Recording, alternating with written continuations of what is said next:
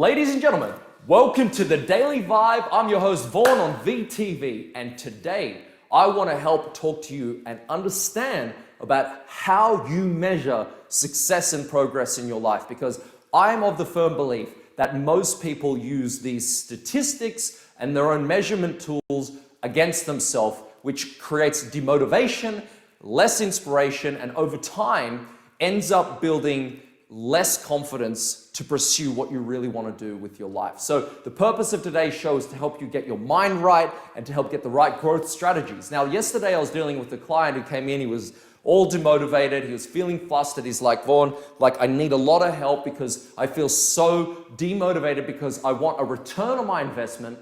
I want to see more progress in what I'm doing now. Does that sound familiar? Are you invested into something and it's been a week, it's been 2 years, it's been 10 years, and you're like, man, you're looking around going, surely I deserve better now. Surely I deserve to have more results, worldwide acclaim, and people coming up me. Listen, that is the wrong mindset. You have been bought and sold into fantasy marketing. It's like all you see is the 1.1% of people and think, if I'm not there, I am a failure. Or if I'm not like that and I don't create that type of success in my life, then, well, what's the point? And so by all means, think big, have big goals. But we're not supposed to be doing what everyone else is doing. You have unique skills, talents, and abilities that you've got to reach within, develop and bring out, and find a career or a pathway best suited to that. And not just like look at someone else and go, man, they've got an amazing skill. Why can't I be like that? Now, so he was talking to me about wanting to perform and look and have a certain type of characteristic in the way that his performance was going. You see, he's a dancer and he's looking on YouTube and saying, I'm not like those people. It's been this amount of money I've spent. I'm doing a weekly this, I'm doing training here and that. And I've been doing this since I'm 22 years old and I should be looking better. And I was like, well, not really, because first of all, you only made a real decision to go for it about a year ago. And so therefore, that's when the real work began.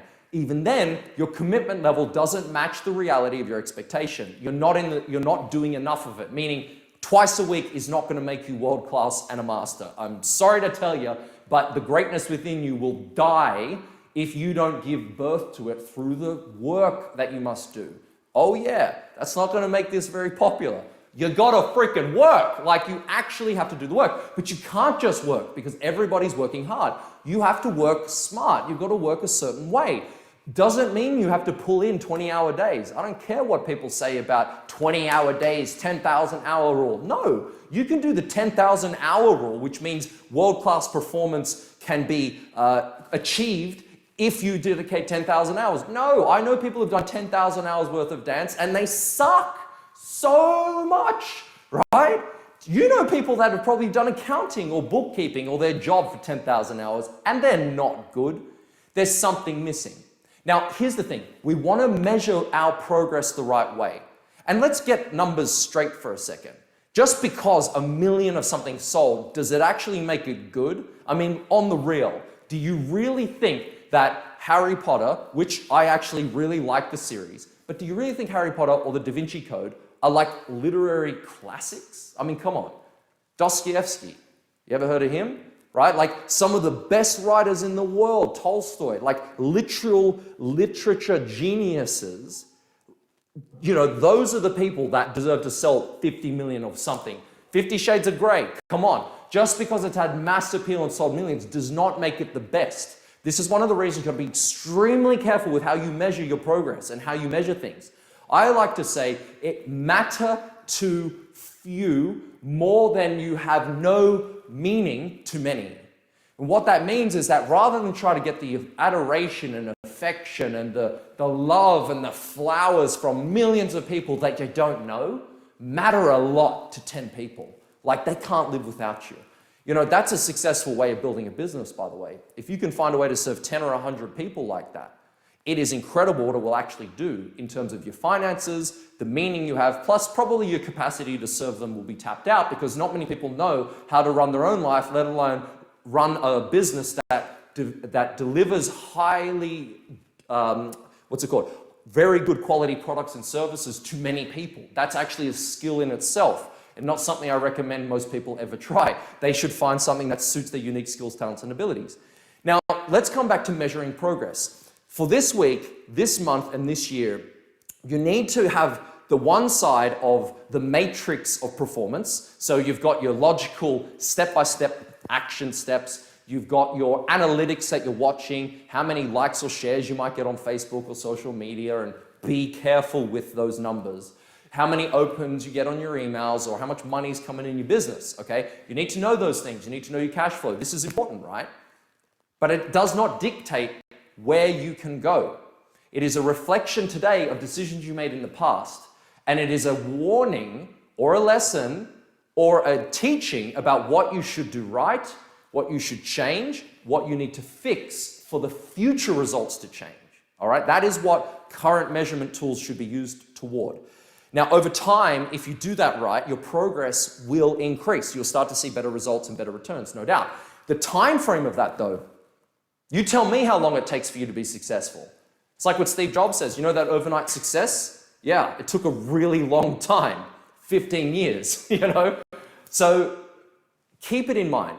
Measure for your own fulfillment, not to detriment your progress.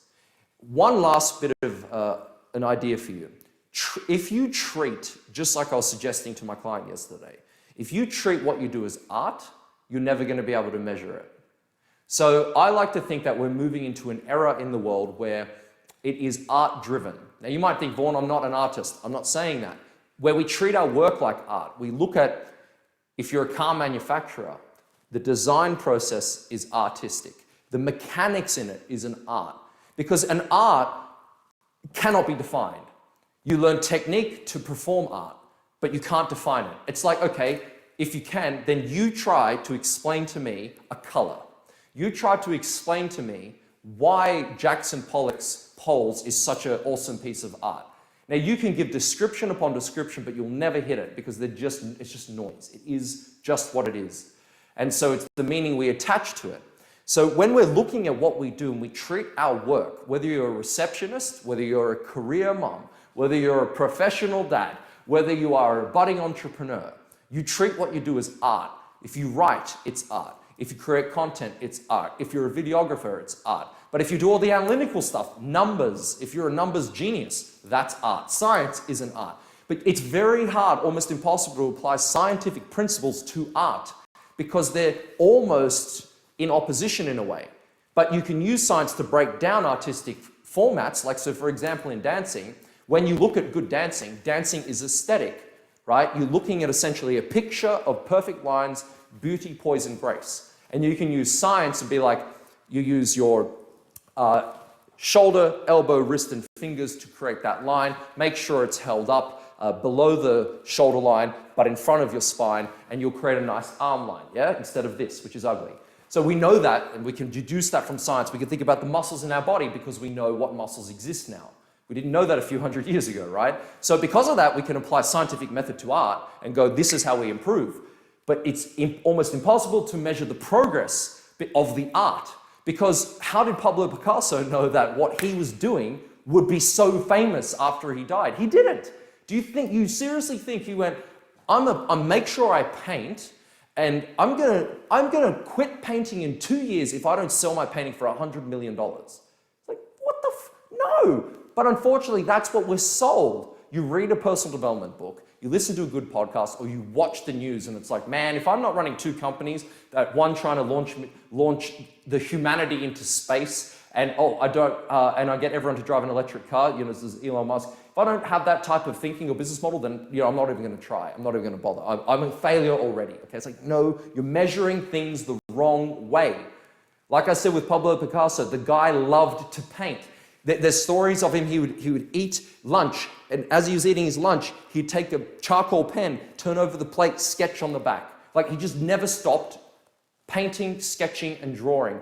And he wasn't very good when he first started. He had to study it. Oh yeah, that's right, Pablo Picasso wasn't a born painter. He wasn't that good. He went and learned from masters, right? He spent years perfecting his craft. He did it all the time. This is the era we are in right now. This is the moment. It is the focus of developing your art. If you do that and you're dedicated for life, I'm not talking 5 years and then quit, lifetime personal growth and development around what you love to do, you can't help but achieve some sort of success. The level is to be determined by, well, sometimes the work you do, the connections you know, but even then, it's fleeting. One last thing, I remember, look, I've won a lot of dance championships, okay? And the feeling of winning lasts about a whole 2 seconds. The achievement of doing it, the feeling of the pain I had to go through and the struggle of training 6 days a week for years on end, the sacrifices I had to make, that's what I live on. I live on that. I'm like, man, I'm so glad I did that because I'm reaping the benefits now. I spent my 20s with this enormous sacrifice, but I loved it, even though it was a bit of pain and suffering, because now I'm reaping the benefits of that. Now, guess what? I'm restarting that in the form of doing these type of videos and in the form of speaking and training and coaching and getting out there in the world on a totally different market, in a new niche. And I don't know how it's going to go. We'll find out. I might have, at the moment, I've got like 3 or 4 views on YouTube, probably 2 people on Facebook watching this. Like whatever, right? It's art. You've got to do it because you want to do it. And that is the main motivation to measuring progress, is like the joy level that you have. If you find the joy and you can keep that going and fueling your desire, you're winning. Now, if you're looking for only a monetary return from what you do, I think you're missing the whole point of life, and you're missing half of it anyway, because you're going to get the return even if you're looking at it that way, and you're just going to be like, it's empty. Where's my joy gone? Where's my fulfillment? So start seeking a better means to the end you're looking for. Thank you very much for tuning in today. Give me a like, a share, and a comment below. Would love to spice up your life with these daily vibes. Subscribe on the YouTube channel, and I'll see you in the next video.